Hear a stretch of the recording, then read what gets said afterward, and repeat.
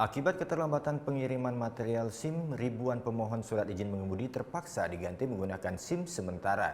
Kekosongan material SIM ini sudah terjadi sejak Senin 7 Januari 2019. Sudah hampir sepekan sejak Senin 7 Januari 2019, material SIM di Polresta Denpasar kosong. Masyarakat pemohon SIM terpaksa diberikan SIM sementara berupa surat keterangan resmi dari kepolisian. Kepala Subunit 1 Rekiden Satlantas Denpasar, Ibtu Bayangkara menjelaskan, kosongnya material SIM diakibatkan keterlambatan pengiriman dari Korlantas Mabes Polri.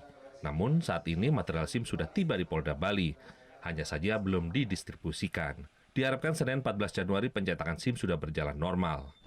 Penyebabnya untuk sementara kemarin infonya kita dari Polda karena adanya keterlambatan pengiriman yang biasanya pengiriman dilaksanakan melalui jalur udara karena overload jumlah barang yang sangat banyak karena awal tahun, jadi pengiriman itu didistribusikan melalui jalur darat.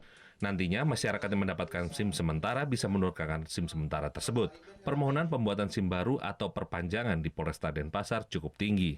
Sehari jumlah pemohon SIM berkisar 600 orang. Surya Sanjaya melaporkan untuk NET. Oh iya beneran. Iya, oke. Tapi gue pernah.